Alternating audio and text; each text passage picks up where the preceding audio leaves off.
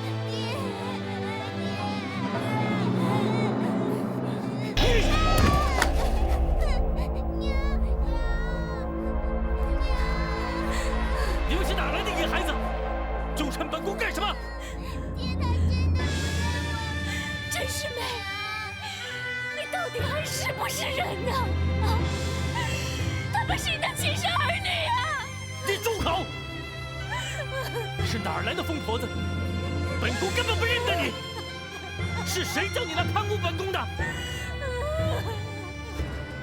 包大人，本宫的耐性可是有限，告辞。站住！驸马，你当真不认得他们母子？当真不认得？你敢再说一遍？詹护卫，有本府在此，不得放肆。退下。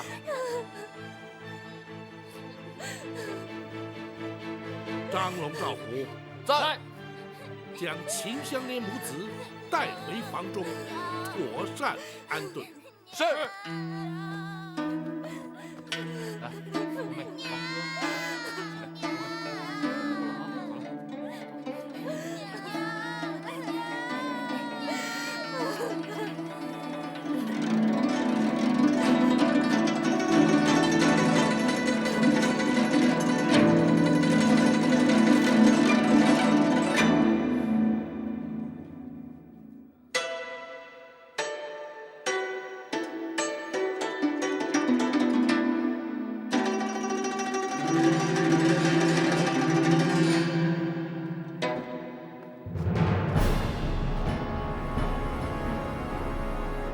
包大人，你这算什么？难道你要本宫来此，就是要如此羞辱本宫、加害本宫吗？驸马，本府明知你与他们母子有何关系，倘若你肯与他们相认，包大人，本宫就在说最后一次，本宫根本不认得他们。包大人不必再多言。本府明白了。驸马既然一意孤行，不肯听劝，休怪本府依法而行，不讲情面。哼！包大人一向铁面无私，又何曾讲过情面？而且方才包大人所说的一切，根本与本宫无关。本宫相信，包大人除了有个满口风言风语的疯婆子之外，根本就提不出其他证据。若要凭据，又有何难？只怕一旦本府将证据提出之后，驸马这条性命恐将难保。包大人不必危言耸听。若是包大人有证据，早已升堂审讯本宫，何必大费周章的欺骗本宫呢？若依驸马之意，可是要本府升堂审讯？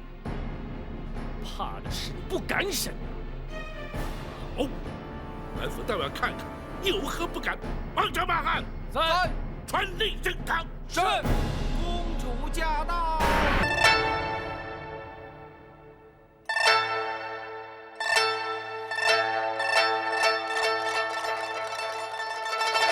接驾。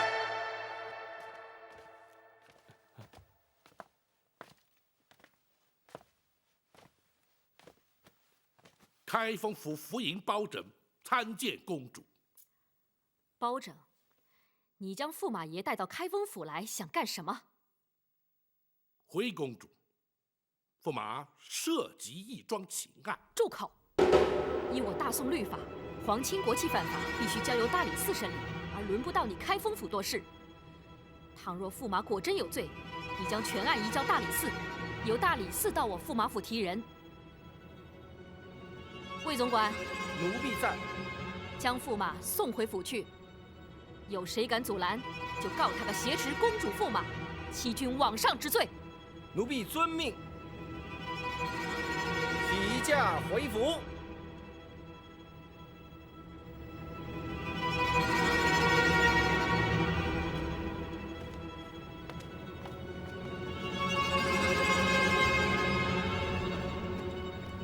大人，由他去。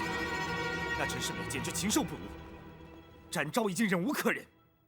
展护卫，本府又何尝愿意忍耐？然而，本府既然答应了八王爷，就必须履行。难道就让他目中无人、逍遥法外吗？不，待泸州府孙大人带着人证前来之后，别说是公主，哪怕是太后当面，本府也要将那陈世美送到龙头铡下，让她为所作所为付出该付的代价。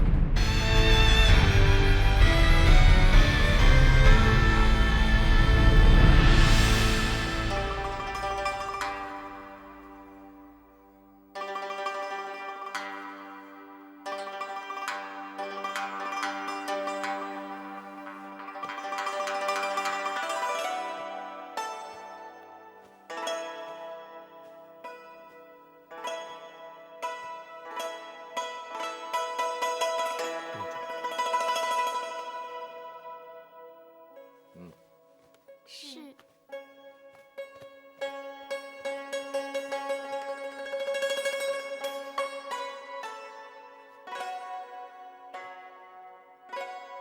多谢公主搭救之恩。你还敢说？好端端的，包大人为什么要带你去开封府？你究竟牵扯到了什么案子，惹得包大人要升堂办你？我要你说个清清楚楚、明明白白。公主，启禀公主，那不管驸马的事。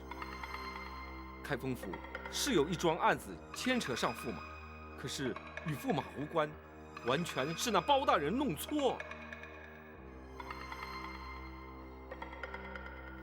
驸马，魏公公说的是真话？的确是包大人弄错了？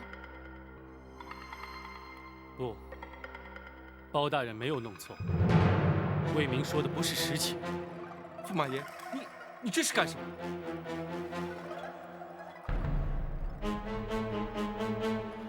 事到如今，已经不能不让公主知道真相了。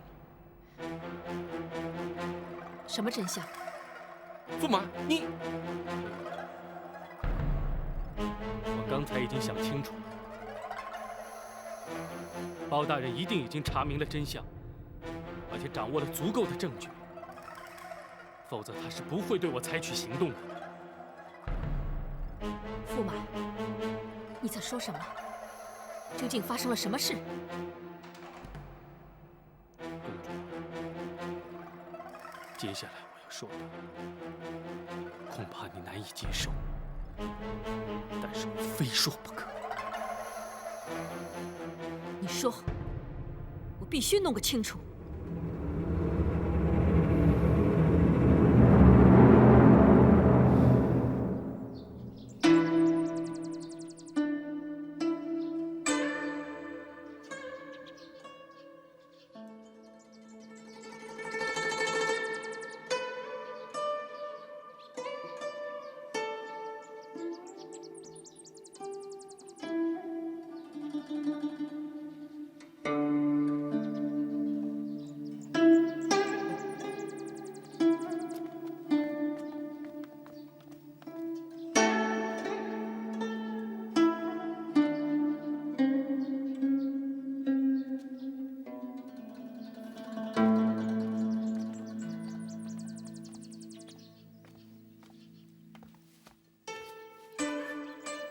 春哥、冬妹受了一天的折磨，已经累得睡着了。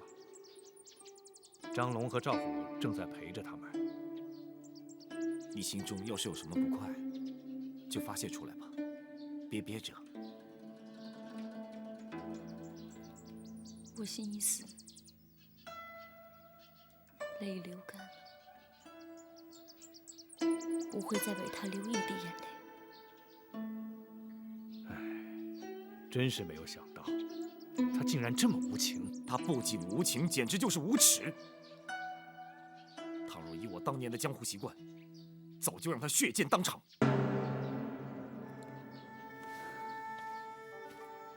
公孙先生，展大人，两位仗义直言，项链终身不忘，请受项链一拜。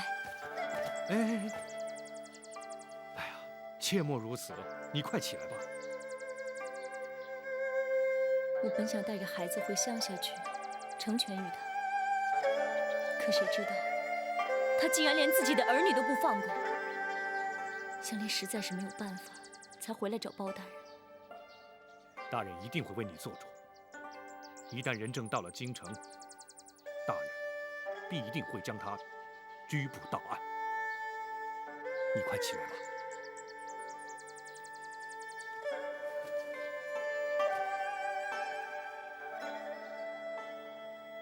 包大人虽然不惧权贵，可这大宋毕竟是赵家的天下。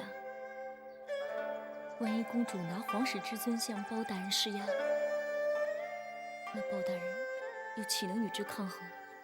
这，你放心，倘若包大人也无能为力，展某马上辞去官职，重返江湖，哪怕成为朝廷钦犯，也要让那陈世美人头落地。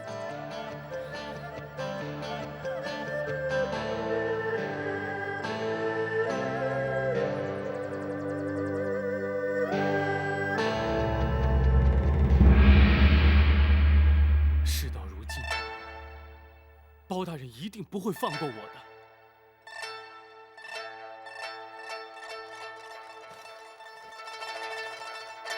公主救命！公主开恩！公主开恩！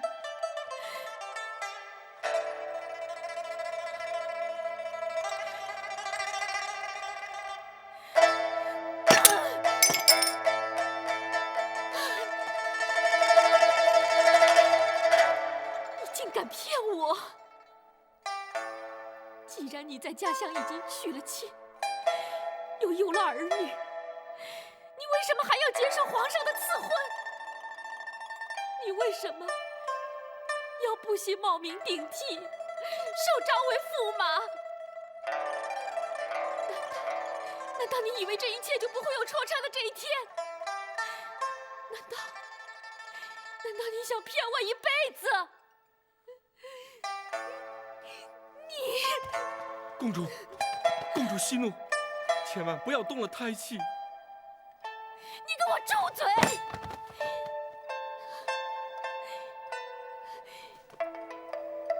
这一切都是你的主意，你怎么可以出这样的主意？可以就这样决定我的一生？公主，这一切都是奴婢的错。奴婢一生都在服侍公主，眼见所有来提亲的人，公主都不屑一顾，唯独对驸马情有独钟。奴婢唯恐耽误了公主的终生大事，所以才出此下策。奴婢该死，奴婢该死啊！你确实该死！从我一出生，你就在我身边，后宫的姐妹何其之多，却是勾心斗角，唯有你在我的身边维护我，在世上最可信任的人。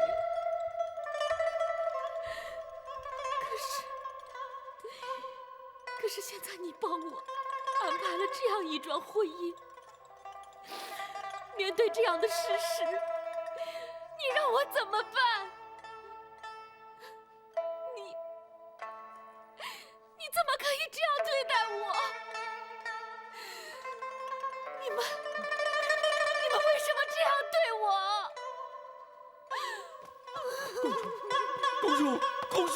公主！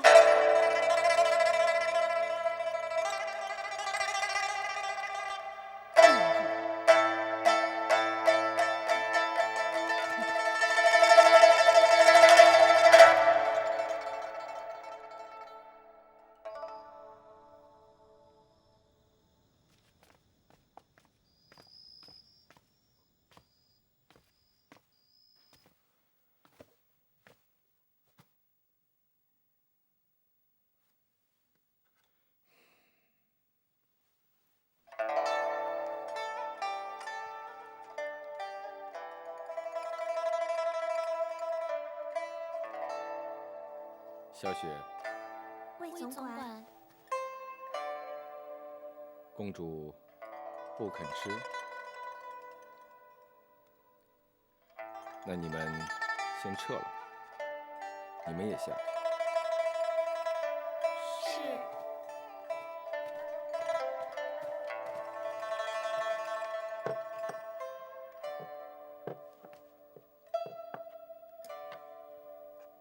公主，奴婢吩咐他们稍后再为公主做一点吃食。公主有孕在身，无论如何也得吃一点。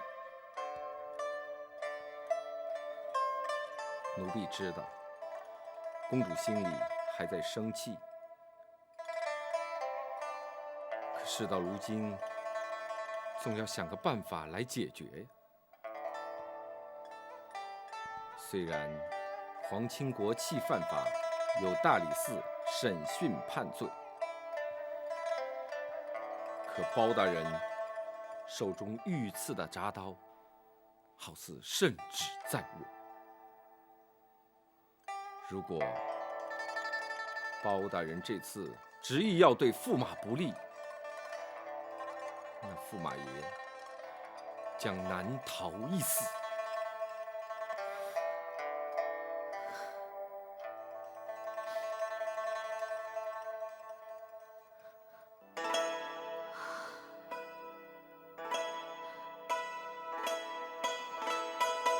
公主对驸马爷冒名顶替之事不肯原谅，那就让包大人依法处置，公主也不必为此事伤神。然后呢？然后让我的孩子在娘胎之中就失去了父亲。不，无论我如何看他，为了我的孩子，我也不能让他死。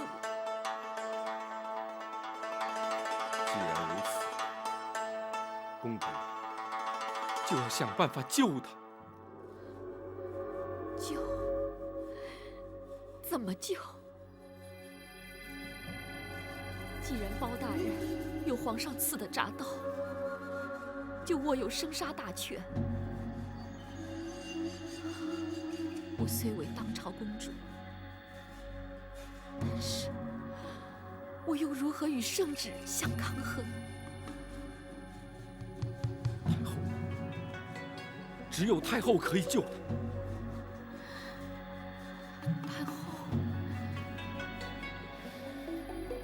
太后虽然很疼我，但是她又怎会甘冒违抗圣旨之罪而救他？太后是皇上的母亲，包大人岂岂敢得罪太后？只要公主与驸马爷一同进宫，向太后求情，奴婢知道太后一定会有办法。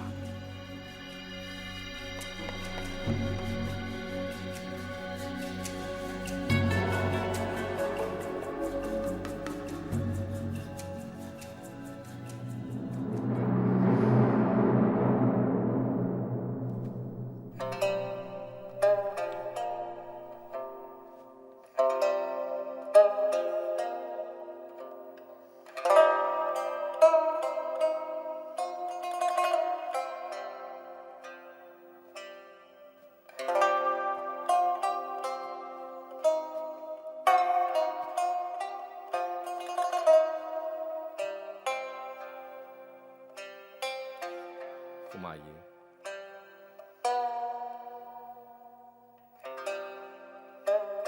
公主仍未息怒。面对如此情形，驸马爷以为，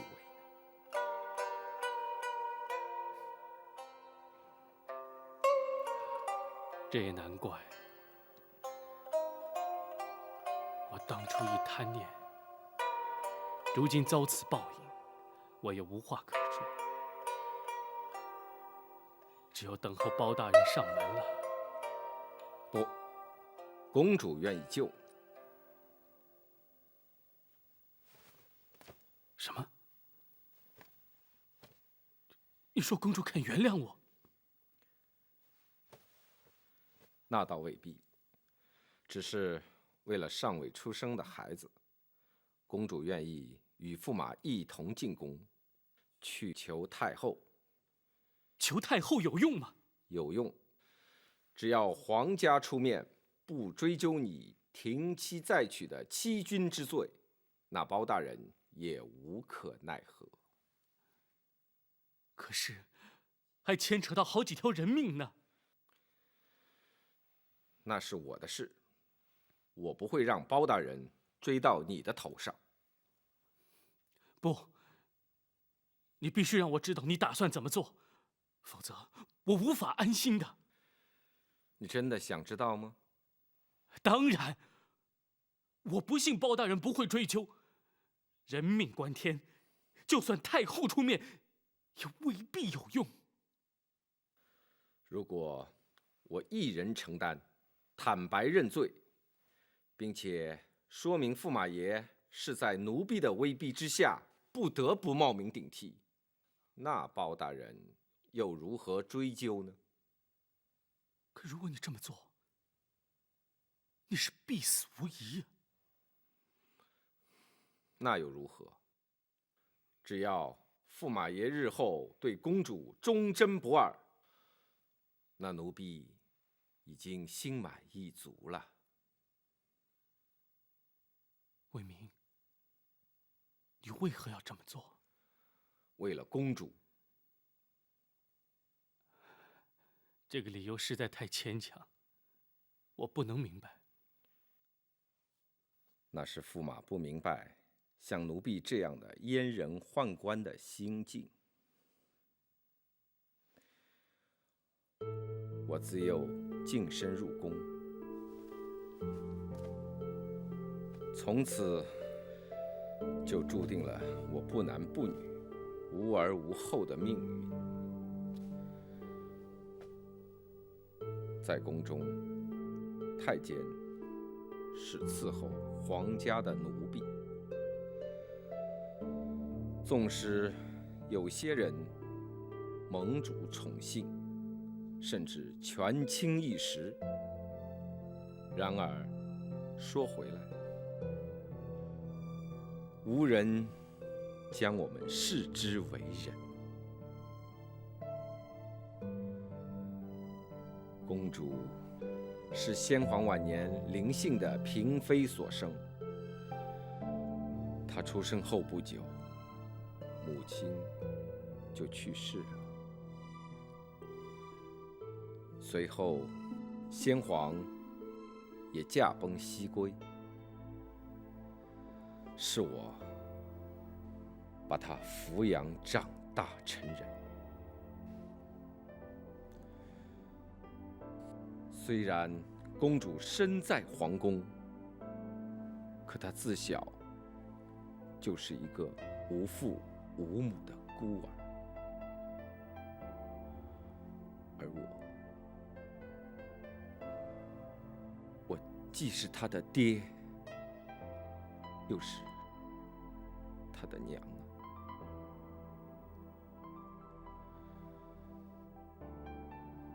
虽然公主与我是主婢关系，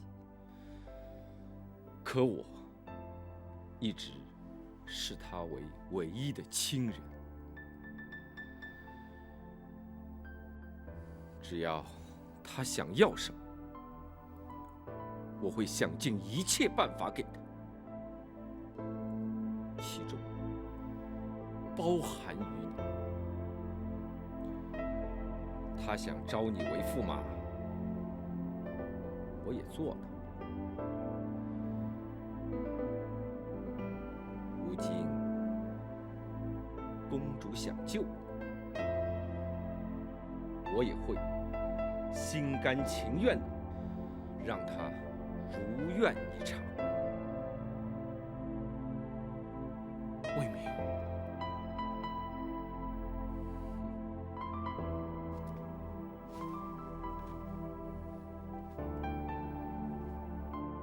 驸马与公主进宫面求太后之时，奴婢自会去开封府向包大人投案。驸马切记，一切要推在奴婢的身上。如此一来，太后出面，那包大人就办不了驸马爷了。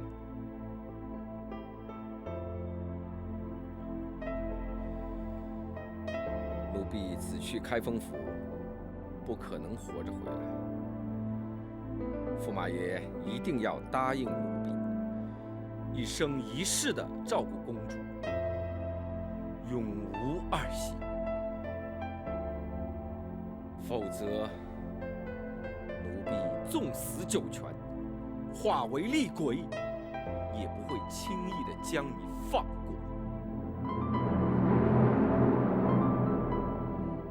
你放心，若是我能逃过此劫，我不会亏待公主的。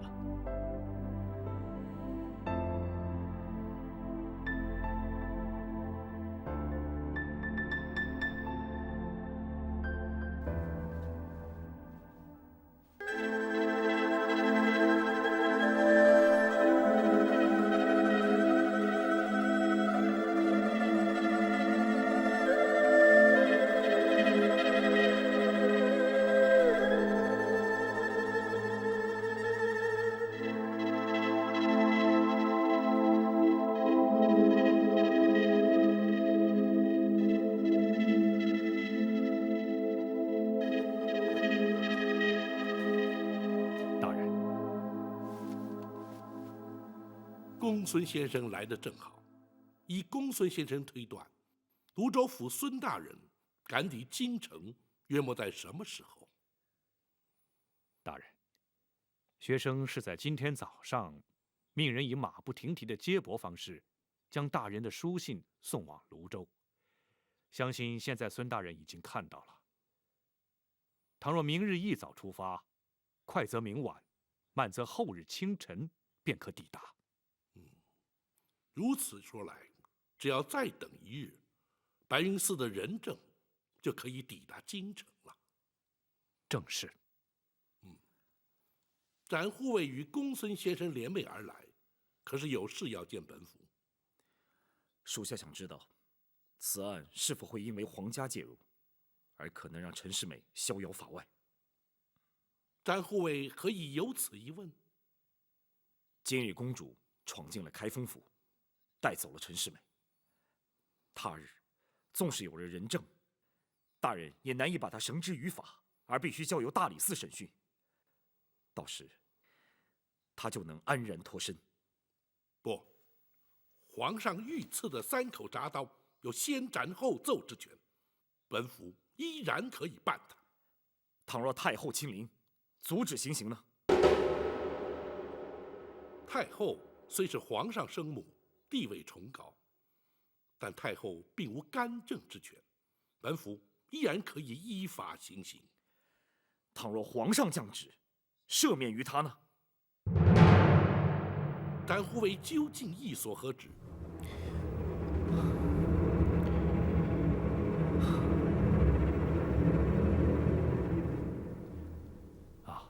大人，展护卫侠肝义胆，他是不忍见到秦香莲母子受人欺凌，恐怕会以江湖的方式去处置。展护卫打算如何？展昭对大人不该有所隐瞒。倘若国法不能惩治于他，展昭退出关城，重返江湖。可临行之时，必定将陈世美的项项人头带回来。住口！只要本府还在朝一日，绝不容许你无视国法，滥用私刑。大人，展护卫。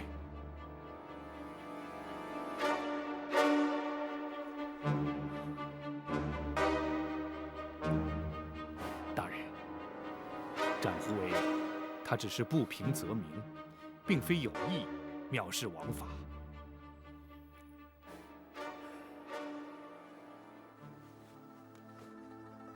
那陈世美无情无义，人神共愤，本府又岂会轻易放过他？也罢，本府就为展护卫示意。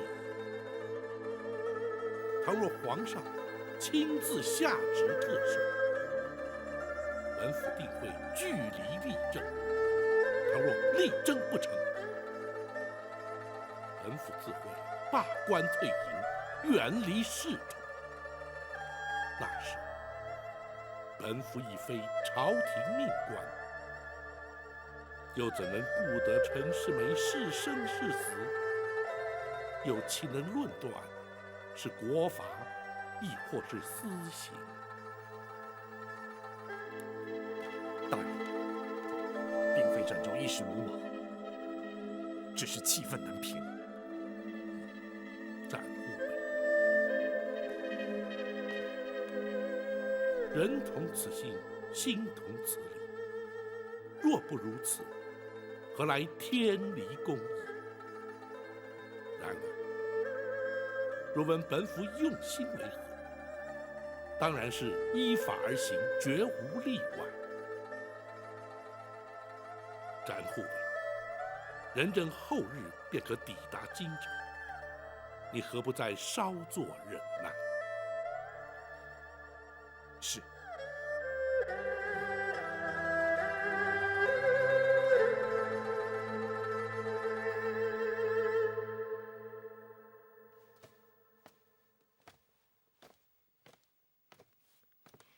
魏总管，你们两个都下去吧。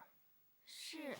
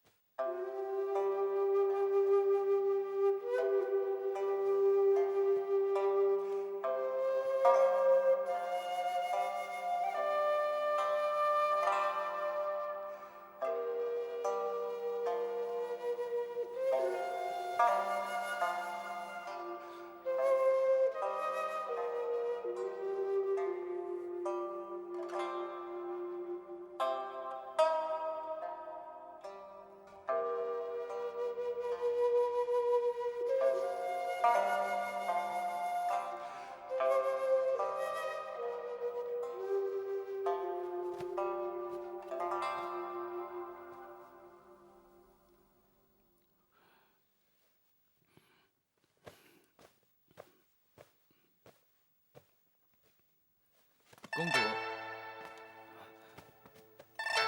公主，都准备好了。去看看魏总管的车驾准备好了没有？是。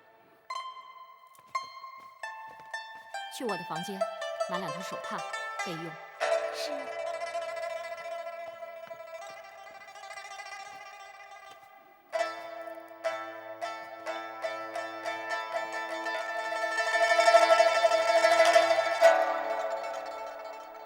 我只是想利用这个时间，来跟你把话说清楚。公主，请说。你所犯的错误，我永远都无法原谅你。可是为了这个未出生的孩子，我却不能不救你。公主，你听我说，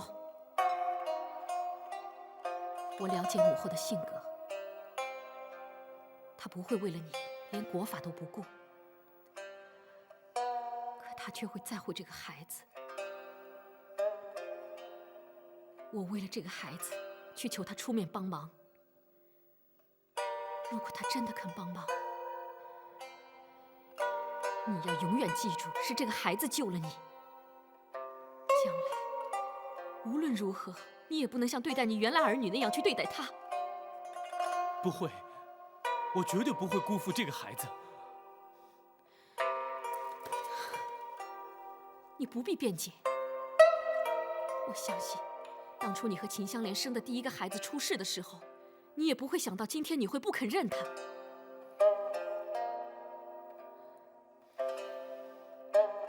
我不是想利用机会来羞辱你，我只是确保我的孩子未来不会有个忘恩负义的父亲。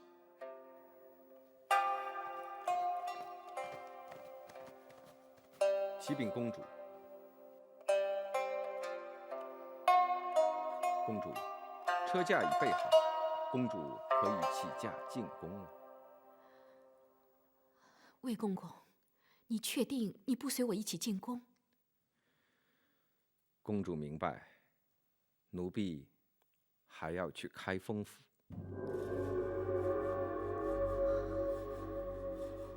你确实不能去，你还得去试试能否在包大人面前疏通一下。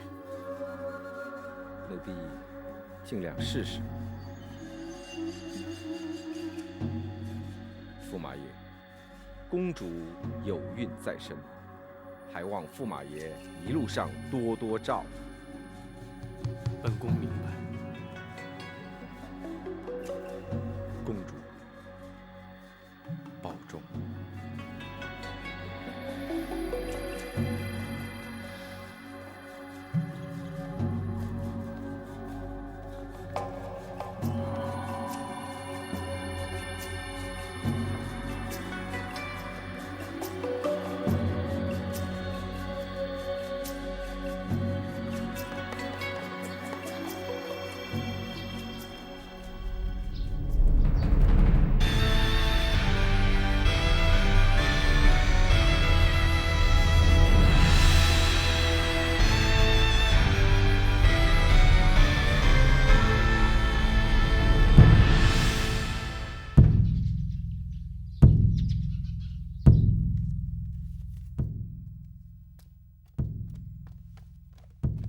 启禀大人，府外有人击鼓鸣冤。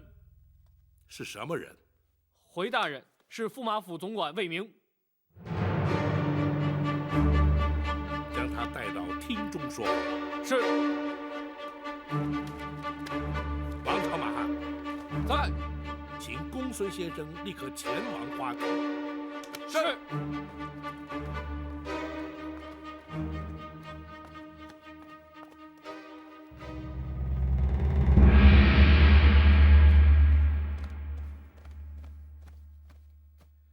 大家见过包大人。魏总管要见本府，怎会在府衙之外击鼓鸣冤？大家击鼓是为了自行投案，并且也是为了驸马爷申冤。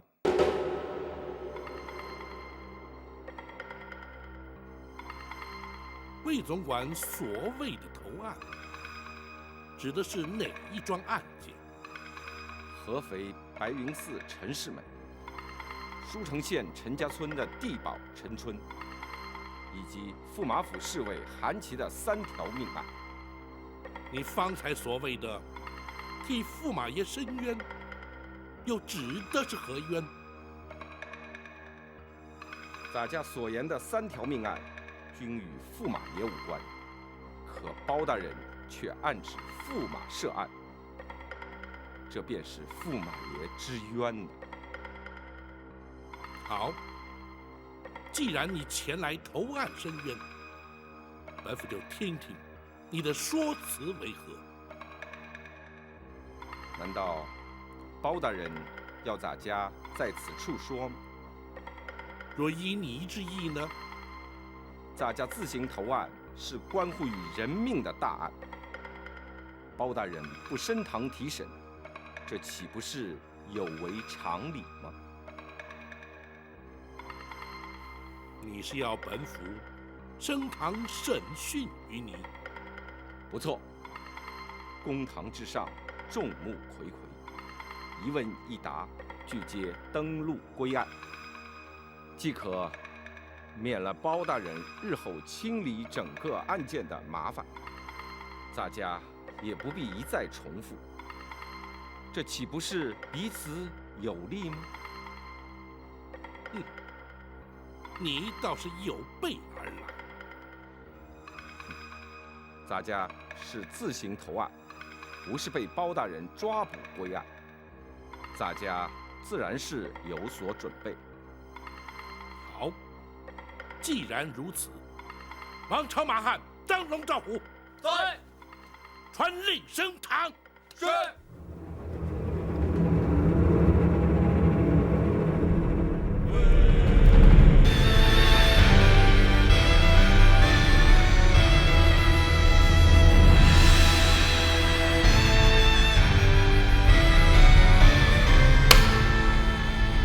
当下所战何人？在何宫何府任职？咱家魏明乃驸马府总管。驸马府总管因何来到本府堂前？咱家是来投案的。你自行前来投案，为的是哪一桩案件？咱家命驸马府侍卫韩琦杀人灭口，并将尸体埋于城东外的树林之内。咱家犯的是教唆杀人之罪。如此说来，你是自称教唆杀人？是。既然你已自成罪状，就已是戴罪之身。本府公堂之上自有堂规，无论你是何官职，如今都已无免跪之权，你还不下跪听审？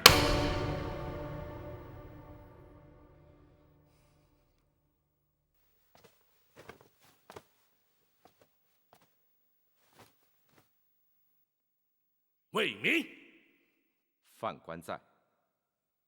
你派韩琦杀害之人，本府业已将尸首决除。本府问你，那名文人装扮、埋尸将近半年之久的是什么人？回包大人，那人是来自泸州府合肥白云寺的落地举子陈世美。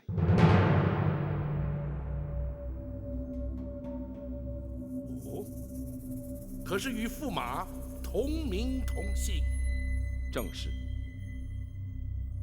你又因何要杀害他？回包大人，新科状元陈世美奉旨游京，巧遇公主。公主有意将他招为驸马，谁知犯官却发现他早有妻小。为讨公主欢心，犯官查到了有一名落地举子，竟与状元公同名同姓。于是，犯官就安排了调换二人学籍，并派韩琦杀他灭口，盗用他的身份。犯官再安排状元公冒名顶替，招为驸马。胡说！那状元公10年寒窗，铁砚磨穿，方得高中状元，光宗耀祖，又岂会听你摆布，冒名顶替？分明是因他贪图荣华富贵，而与你串通合谋。不，包大人，此事与驸马爷无关。当犯官去劝说驸马冒名顶替之时，还遭到驸马爷严词拒绝。魏公公，你怎敢对在下提出如此无理的要求？在下在家早有妻子儿女，怎能假冒他人身份招为驸马？此举非但陷在下于不义，更置公主于何地？状元公此言差矣，荣华富贵何人不为？只要招为驸马，即可归为于皇亲国戚。多少人求之而不得呀！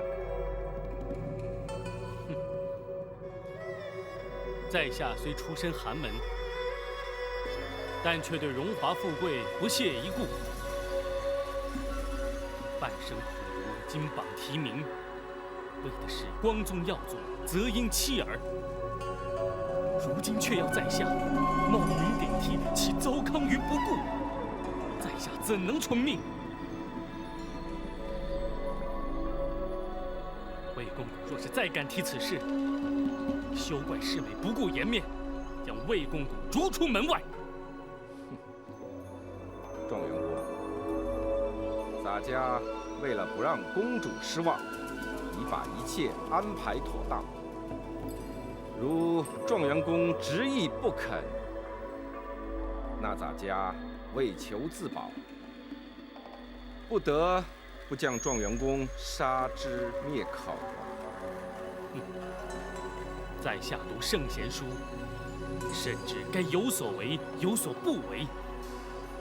即便魏公公以死相胁，在下绝不妥协。状元公既不畏死，难道你就不为你全家老小的性命想想？你说什么？状元公若不同意，洒家迫于无奈，不但要取状元公的性命，连你年迈的父母，还有妻子、孩子，一家5口的性命，恐怕也难以幸免。你敢伤害他们？状元公，只要肯按照洒家的安排去做，他们自然毫发无伤。否则，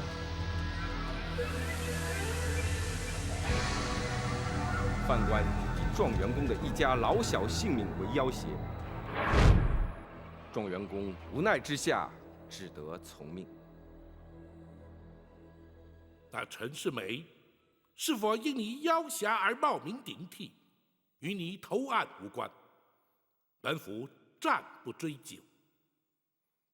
那第2具尸首又是什么人？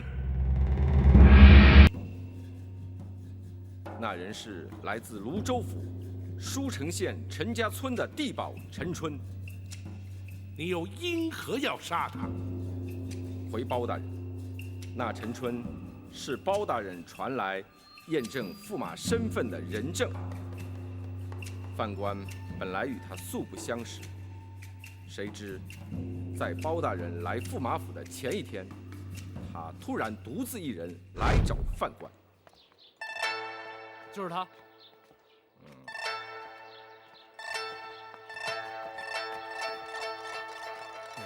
公公，公公就是驸马府的总管吧？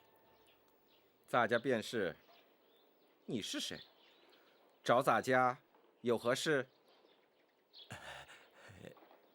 小人是舒城县陈家村的地保。公公可否借一步说话？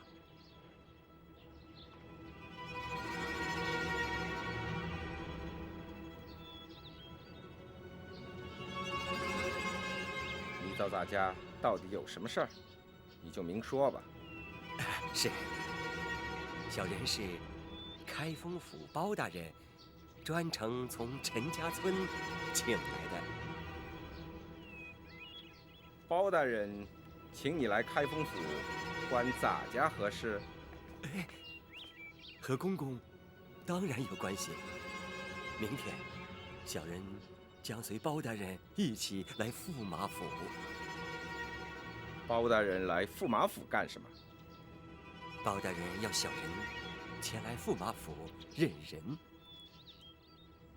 认什么人？认一认驸马爷是不是咱们陈家村的陈世美？那又怎么样？这驸马爷是不是咱们陈家村的人，全凭小人一句话。那你的意思是？如今陈家村正遭饥荒，小人身为地保，总得为村里的乡亲们着想。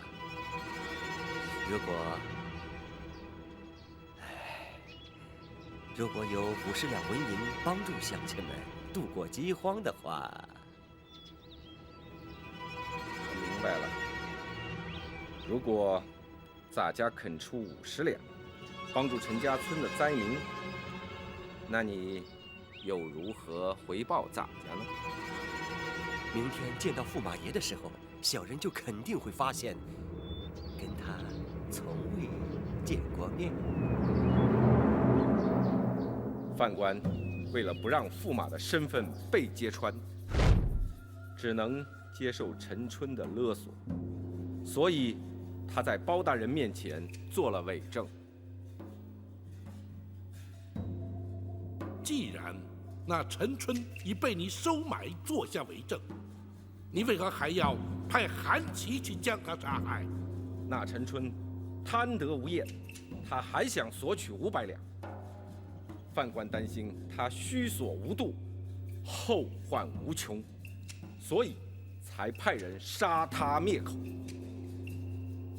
此事，驸马可曾知晓？驸马爷跟陈春相识多年，不可能不识，自然是略知一二。否则，怎么会在包大人面前镇定如常呢？不过，驸马爷只知道陈春受贿，其他的一概不知。哼，你倒是肯替他说话。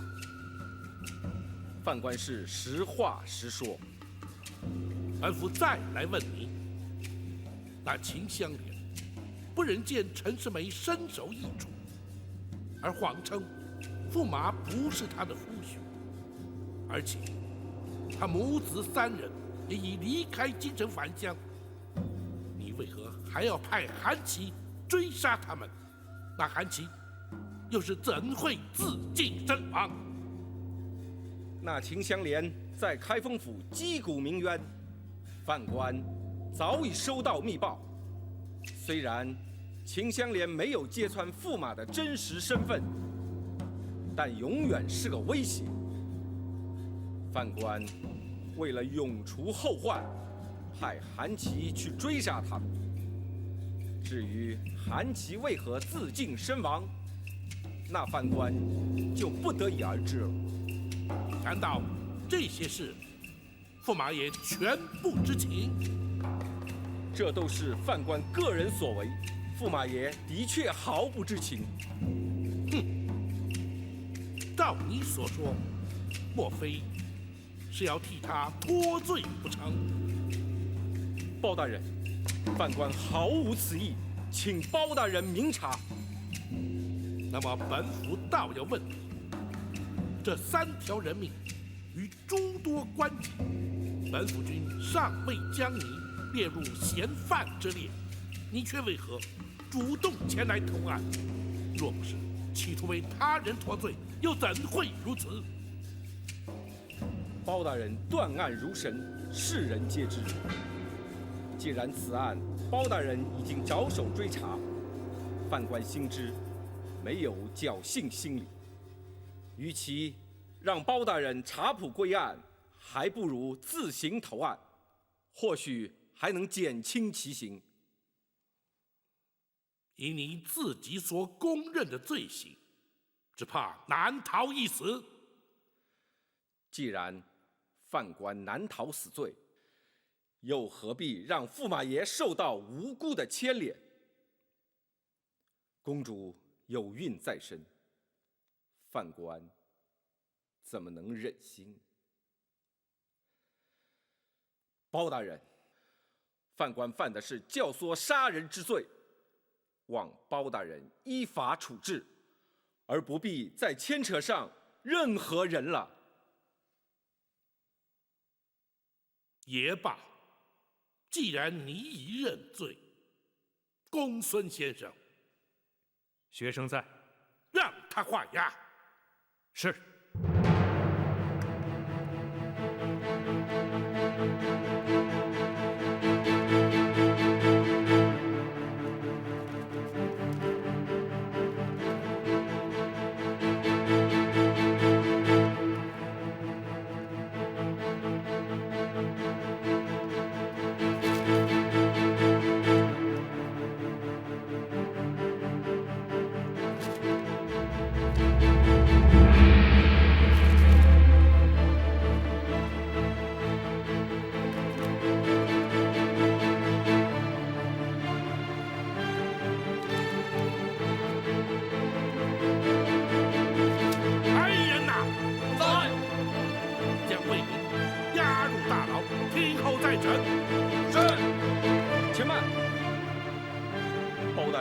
为何不将犯官定义判刑？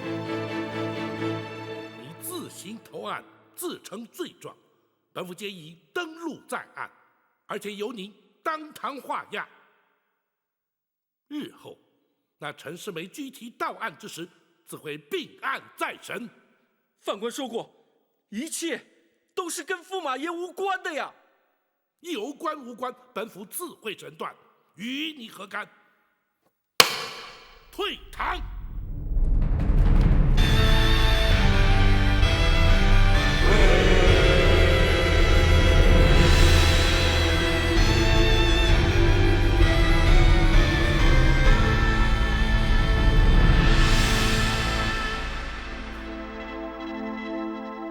大人，那魏明怎么会自动前来投案？他的供词究竟是真是假？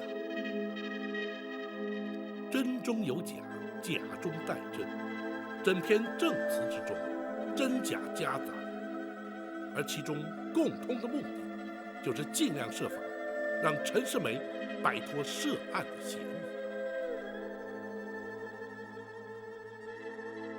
他想帮陈世美脱罪，用意十分明显。大人，在他的供词之中，白云寺陈世美的出身以及调换学籍的过程，他都交代得十分清楚。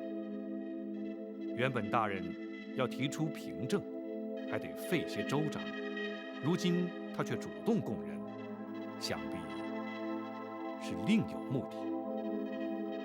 因为他心知本府已掌握了证据，迟早能够证实，主动供认，不过是为了强调他的供词可信度罢了。就算他把所有的罪都扛在身上，陈世美还是犯了冒名顶替、欺君之罪。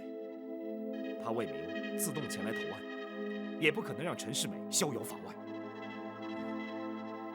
展护卫所言正是关键之处。那魏明釜底抽薪之策，并不能让陈世美逍遥法外，他又为何要牺牲自己前来投案？莫非他还做了其他的安排？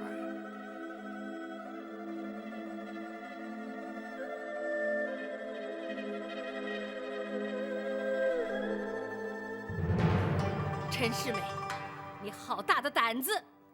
母后，请息怒。哀家怎么能不生气呢？哀家请皇上赐婚，请八王爷担任大媒，天下的臣民都知道哀家将你的终身大事托付给他，他却是一个有妻有儿女、冒名顶替的大胆狂徒。母后，他是被魏明逼的。如今事已至此，只有母后出面才能救他一命。哀家为什么要救他？像他这样不知羞耻的败类，留在这世间也是个祸害。只有让包拯依法处置，才能让那些天下的负心汉有所警惕，让那些被抛弃的妇女吐一口怨气。母后，他毕竟是当朝的驸马，是我的丈夫啊。像这样的丈夫，你还敢留在身边？他能狠下心来抛弃他的糟糠之妻，将来他也会同样对你。母后，女儿知道他不可以依靠，可是你就看在这未出世的孩子的面上，救救他。这孩子不能没有出世就没有爹。母后，孩子他是无辜的，您就可怜可怜他吧。你身怀有孕，不宜长跪，起来吧。是。谁让你起来了？母后，就算哀家看在你和孩子的份上，也未必能救得了他呀。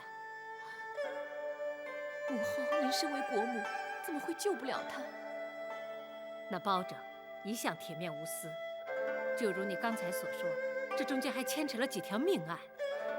即便是哀家出面，包拯也未必能轻易放过他。启禀太后，那些事情都是魏明做的。魏明？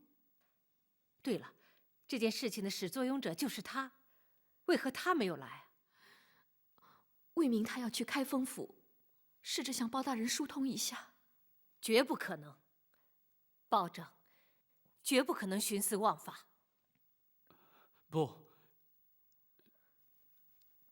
启禀太后，他不是去疏通，他是去投案的。什么？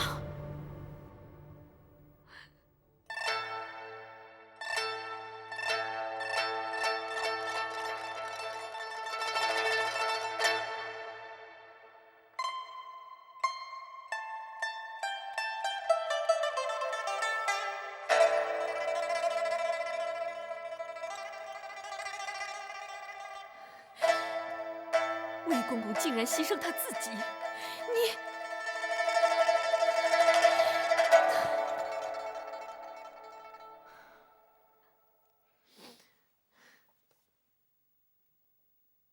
虽然这一切都是他魏明惹出来的，但也算得上是忠心护主了。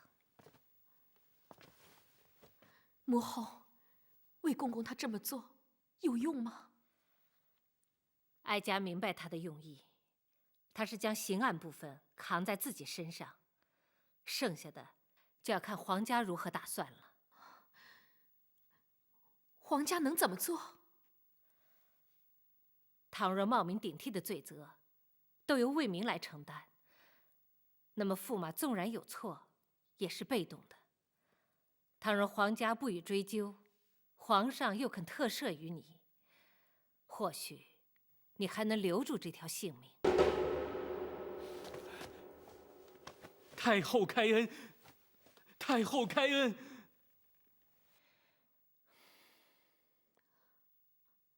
母后，这样的确可以救他。还没那么简单。首先，你要不计较此事，你能做得到吗？母后，女儿相信，没有人能够不去计较。可是为了这个孩子，我能做到。其次，还要看皇上是否能特赦于他。母后，那必须您要出面。这件事，让哀家出面是可以，不过最难的部分，哀家恐怕还不能掌握。还有，不错，即使刑案部分让驸马脱了身，可他依然有儿有妻，依然是别人的夫婿。倘若他的原配不肯放弃，我大宋朝廷还没有哪一条法律能够强行拆散别人的夫妻。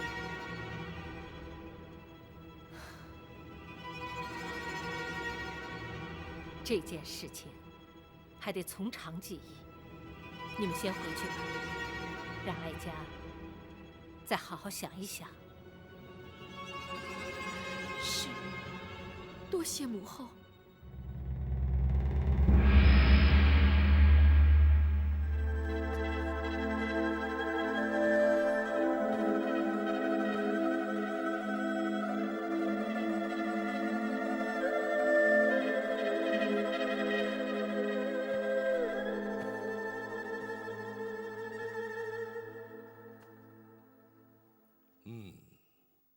本府明白了。大人可是明白了魏明主动投案的动机？正是。学生愚钝，请大人释疑。公孙先生，那魏明揽罪上身之后，陈世美可还有违法之处？即使他声称是被魏明所逼迫，仍然难逃脱冒名顶替、停妻再娶的欺君之罪。倘若公主果然不予计较，皇上也的确开恩特赦了。如此一来，大人就不能再判此案了。不错。那魏明的目的正在于此。换言之，他安排的必然是由皇家出面，从本府手中救回陈世美。大人是说，公主会直接去求皇上？不，皇上乃是一国之君，又岂会为了陈世美一人而坏了朝廷律法、舆论公平？那么公主必定会去求太后。太后一向疼爱公主，更何况公主现在是有孕在身，太后势必更加不忍。倘若太后出面求情，皇上生性至孝，恐难拒绝。原来那魏明是如此算计。这样一来，那陈世美岂不就逍遥法外了？正是如此。大人，还有秦香莲母子。这么说，秦香莲是陈世美的原配妻子。倘若秦香莲坚决不同意，即使是皇上，也不能罔顾情理，置之不理呀。话虽如此，那已是家无私事。所谓清官难断家务事，本府又岂能干涉？没想到魏明早已机关算尽，难怪他会坦然前来投案。眼前还有一个办法。大人打算如何处置？在太后插手、皇上下旨之前，先将陈世美拘提到案，速审速判，定验了结。可是泸州府孙大人，还有白云寺的僧人尚未来京，大人并无凭据，足以证明那陈世美乃是冒名顶替。大人又将如何将他拘提呢？公孙先生，那魏明前来投案的供词，就是本府的凭据。大人说的是，聪明反被聪明误。那魏明绝对想不到，他自己反倒成为大人将陈世美定罪的最佳人证。明日一早，就请公孙先生将一切准备妥当，本府亲自前往驸马府，将那陈世美拘捕到案。是，学生遵命。